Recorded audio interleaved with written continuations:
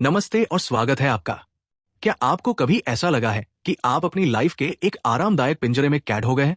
सब कुछ ठीक चल रहा है, लेकिन फिर भी अंदर से एक खालीपन महसूस होता है।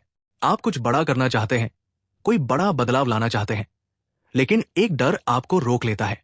वो डर है नुकसान का डर, फेल होने का डर, यानी रिस्क लेने का डर। हम में से ज्यादातर लोग रिस्क को एक दुश्मन मानते हैं। हमें लगता है कि रिस्क का मतलब है अपनी जमा पूंजी दांव पर लगा देना या अपनी सुरक्षा को खतरे में डालना। लेकिन क्या होगा अगर मैं आपसे कहूं कि दुनिया के सबसे सफल लोग रिस्क को खतरे की तरह नहीं, बल्कि एक हुनर या स्किल की तरह देखते हैं? आज हम बात कर रहे हैं रिचर्ड हैरिस की शानदार किताब द आर्ट ऑफ रिस्क के बारे में। रिचर्ड हैरिस कोई साधारण लेखक नहीं है। वे एक एनेस्थेटिस्ट और एक अनुभवी गोताखोर डाइवर है, जिन्होंने थाईलैंड की उस गुफा से बच्चों को बचाने में मुख्य भूमिका निभाई थी, जिसे पूरी दुनिया ने असंभव मिशन माना था। उन्होंने अपनी जिंदगी के अनुभवों और दुनिया के सबसे बड़े रिस्क टेकर्स के साथ बातचीत करके ये समझा है कि रिस्क लेना केवल बहादुरी नहीं, बल्कि एक गहरी साइकोलॉजी है। आज के इस चर्चा में मैं आपको उन 10 पावरफुल लेसन्स के बारे में बताऊंगा जो आपकी रिस्क को देखने की नजरिया पूरी तरह बदल देंगे। आज आप सीखेंगे कि कैसे डर को खत्म नहीं, बल्कि उसे मैनेज किया जाता है। और यकीन मानिए, इस स्क्रिप्ट के बीच में मैं आपको एक ऐसी सीक्रेट मेंटल टेक्निक बताऊंगा जो मुश्किल से मुश्किल समय में आपके दिमाग को शांत रखकर सही फैसला लेने में मदद करेगी। अगर आप अपनी बोरियत भरी लाइफ से निकलकर एक असाधारण जीवन की ओर कदम बढ़ाना चाहते हैं, तो ये सफर सिर्फ आपके लिए है। चलिए शुरू करते हैं। पहला पावरफुल लेसन, रिस्क से बचना ही सबसे बड़ा रिस्क है। अक्सर हमें सिखाया जाता है कि सुरक्षित खेलो, सेफ रहो। लेकिन रिचर्ड हैरिस कहते हैं कि एक ऐसी जिंदगी जहां कोई रिस्क नहीं है, वो असल में सबसे खतरनाक है। अगर आप कभी कोई चांस नहीं लेते, तो आप कभी अपनी क्षमताओं को नहीं जान पाएंगे। आप एक ही जगह रुक जाएंगे, और रुकी हुई चीज हमेशा सड़ने लगती है। लेखक कहते हैं कि रिस्क लेना हमारे डीएनए में है। जब हमारे पूर्वज गुफाओं से बाहर निकलकर शिकार पर जाते थे, तो वो रिस्क लेते थे। तभी हम आज यहां तक पहुंचे हैं। आज के दौर में रिस्क का मतलब शेर से लड़ना नहीं, बल्कि अपनी कंफर्ट जोन से बाहर निकलना है। जब आप रिस्क नहीं लेते, तो आप रिग्रेट यानी पछतावे का रिस्क ले रहे होते हैं। एक्शन स्टेप्स क्या ले? आज ही अपने जीवन के उस एक एरिया को पहचानें जहां आप सिर्फ इसलिए रुके हुए हैं क्योंकि आप डर रहे हैं। वो एक नया बिजनेस हो सकता है, एक नई हॉबी हो सकती है, या किसी से अपने दिल की बात कहना। ये मान ले कि कुछ न करना भी एक चुनाव है, जिसकी कीमत आपको भविष्य में चुकानी पड़ सकती है। छोटे रिस्क से शुरुआत करें, ताकि आपका दिमाग असुरक्षा की भावना का आदी हो सके। रिस्क लेने का मतलब पागलपन नहीं है, और यही हमें हमारे अगले कदम की ओर ले जाता है। दूसरा पावरफुल लेसन, डर को दबाए नहीं, उसे अपनाएं। हम सोचते हैं कि जो लोग ऊंचाइयों से कूदते हैं या बड़े फैसले लेते हैं, उन्हें डर नहीं लगता। ये एक बहुत बड़ी गलतफहमी है। रिचर्ड हैरिस बताते हैं कि डर एक नेचुरल रिस्पॉन्स है जो हमें जिंदा रखने के लिए बना है। जो इंसान कहता है कि उसे डर नहीं लगता, वो या तो झूठ बोल रहा है या वो खतरनाक है। असली रिस्क टेकर वो नहीं है जिसके पास डर नहीं है, बल्कि वह है जो डर के बावजूद काम करना जानता है। डर हमें सतर्क रखता है। ये हमें बताता है कि कहाँ ध्यान देने की जरूरत है। जब आप डर को अपना लेते हैं, तो वो आपकी कमजोरी बनने के बजाय आपका गाइड बन जाता है। आज से क्या करें? जब भी आपको किसी काम को करने में डर लगे, तो खुद से कहें, मुझे डर लग रहा है, और ये अच्छी बात है। डर को एक सिग्नल की तरह देखें जो कह रहा है कि सावधान रहो और तैयारी पूरी रखो। डर के साथ अपनी बातचीत बदलें। इसे एक रुकावट के बजाय एक चेतावनी की लाइट समझें, जो आपको तैयारी बेहतर करने के लिए प्रेरित कर रही है। जब आप डर को स्वीकार कर लेते हैं, तब आप उसे कंट्रोल करने की स्थिति में आ जाते हैं, और यहीं से जन्म होता है सही तैयारी का। तीसरा सॉलिड लेसन, तैयारी ही डर की दवा है। रिचर्ड हैरिस का मानना है कि अंधा जोखिम, ब्लाइंड रिस्क और कैलकुलेटेड रिस्क के बीच का अंतर सिर्फ एक शब्द है, तैयारी। वे थाई गुफा बचाव अभियान का उदाहरण देते हैं। वहां रिस्क बहुत ज्यादा था, लेकिन उन्होंने हर छोटे से छोटे पहलू पर महीनों की ट्रेनिंग और प्लानिंग की थी। ज्यादातर लोग इसलिए फेल होते हैं क्योंकि वे रिस्क तो लेते हैं, लेकिन उसके लिए होमवर्क नहीं करते। अगर आप बिना तैयारी के रिस्क ले रहे हैं, तो आप जुआ खेल रहे हैं। लेकिन अगर आपने अपनी स्किल्स पर काम किया है, हर संभावित खतरे का प्लान बनाया है, तो वो रिस्क एक निवेश बन जाता है। प्रैक्टिकल कदम क्या उठाएं? किसी भी बड़े फैसले से पहले प्रीमॉर्टम करें। सोचिए कि अगर यह फैसला गलत हो गया, तो उसके क्या क्या कारण हो सकते हैं। उन कारणों की एक लिस्ट बनाएं और आज ही उन पर काम करना शुरू करें। अपनी स्किल्स को इतना शार्प करें कि अनिश्चितता के बीच भी आपको अपनी काबिलियत पर भरोसा रहे। तैयारी आपकी चिंता को कॉन्फिडेंस में बदल देती है। तैयारी आपको मानसिक मजबूती देती है, जो हमारे अगले सिद्धांत का आधार है। चौथा सक्सेस रूल, कंट्रोल को पहचाने। रिस्क लेते समय दो तरह की चीजें होती है, वे जो आपके हाथ में है और वे जो आपके हाथ में नहीं है। सफल रिस्क टेकर अपना 100% ध्यान उन चीजों पर लगाते हैं जिन्हें वे कंट्रोल कर सकते हैं।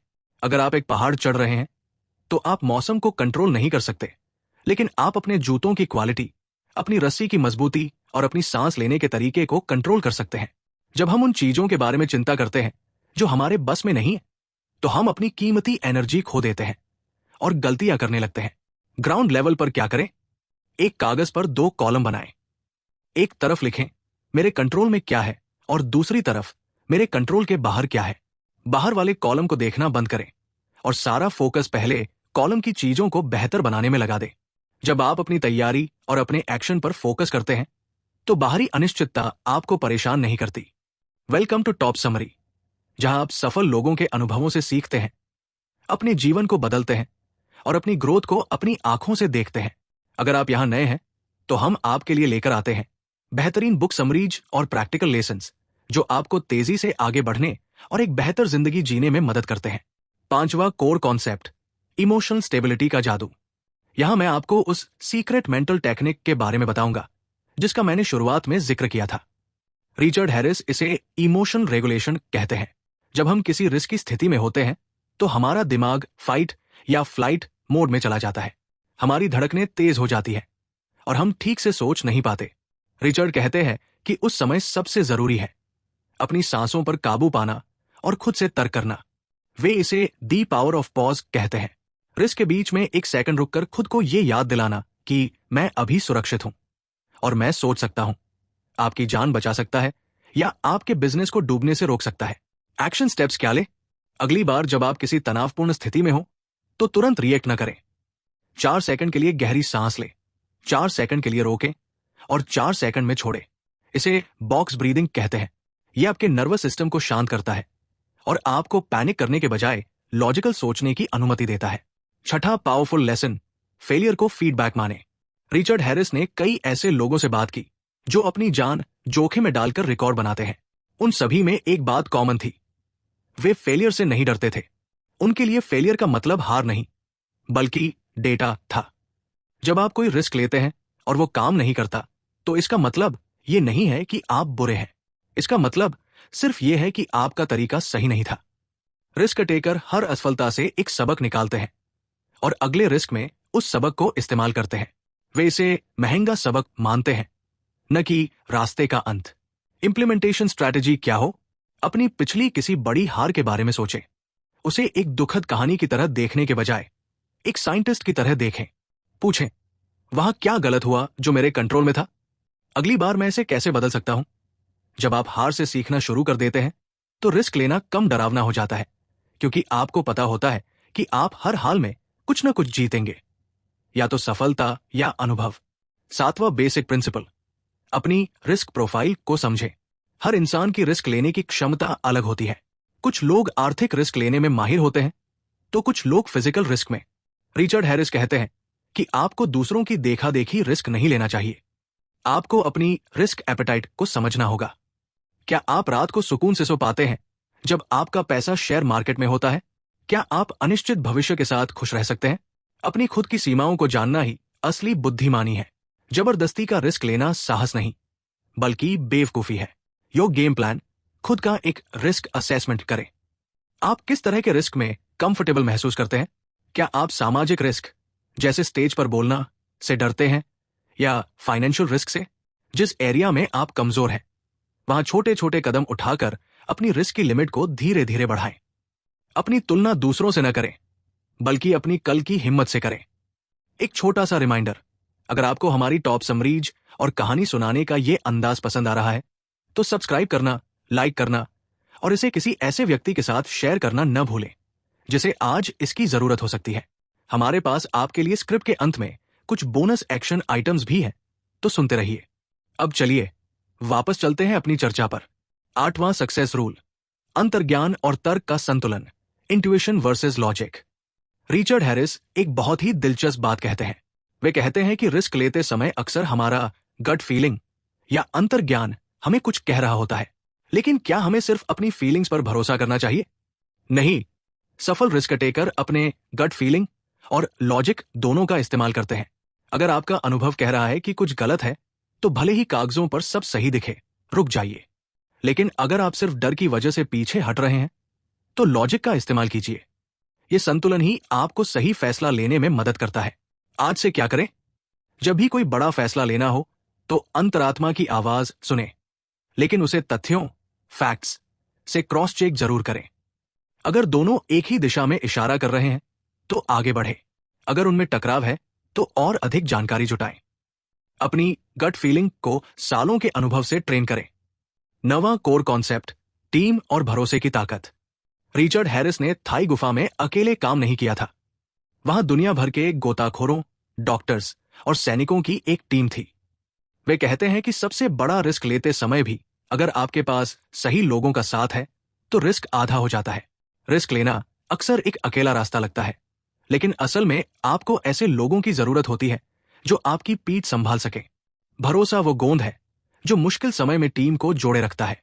अगर आप अपने बिजनेस या लाइफ में रिस्क ले रहे हैं, तो देखें कि आपके आसपास कौन है। प्रैक्टिकल कदम क्या उठाएं? अपना एक सपोर्ट सिस्टम बनाएं। ऐसे मेंटर्स और दोस्त ढूंढें जो आपको तब गाइड कर सकें जब आप खुद पर शक कर रहे हों। भरोसा कमाएं और दूसरों पर भरोसा करना सीखें। अकेले आप शायद तेज चलें, लेकिन साथ मिलकर आप बहुत दूर तक जा पाएंगे। 10वां पावरफुल लेसन, रिस्क का असली इनाम, ग्रोथ। स्क्रिप्ट के आखिरी हिस्से में रिचर्ड हैरिस एक बहुत ही गहरी बात कहते हैं। वे कहते हैं कि रिस्क लेने का असली मकसद पैसा कमाना या रिकॉर्ड तोड़ना नहीं है। रिस्क लेने का असली इनाम वो इंसान है जो आप उस प्रक्रिया के दौरान बनते हैं, जब आप अपने डर का सामना करते हैं, जब आप अनिश्चितता के बावजूद कदम आगे बढ़ाते हैं, तो आपकी आत्मा का विस्तार होता है, आपकी सेल्फ एस्टीम बढ़ती है, आपको पता चलता है कि आप अपनी सोच से कहीं ज्यादा मजबूत हैं। रिस्क लेना ही वो तरीका है जिससे हम अपनी पूरी क्षमता या पोटेंशियल को अनलॉक कर सकते हैं। इंप्लीमेंटेशन स्ट्रैटेजी क्या हो? हर महीने कम से कम एक ऐसा काम करें जो आपको थोड़ा डराता हो। यह कुछ भी छोटा हो सकता है। जब आप लगातार अपनी सीमाओं को थोड़ा थोड़ा धक्का देते हैं, तो एक दिन आप मुड़कर देखेंगे और पाएंगे कि आप उस पुराने वर्जन से कोसों आगे निकल आए हैं जो कभी डर के मारे कांपता था। निष्कर्ष और अंतिम विचार।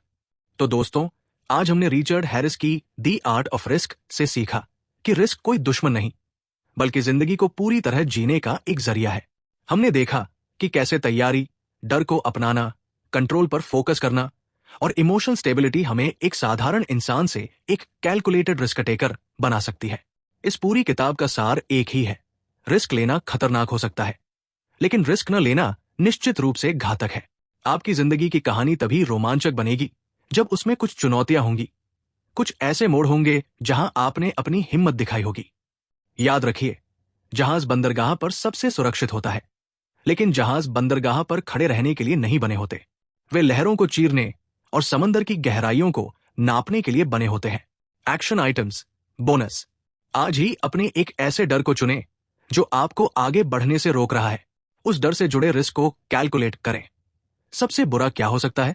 उस सबसे बुरे से बचने की एक तैयारी, प्लान बी बनाएं और आज ही एक छोटा सा कदम उठाएं।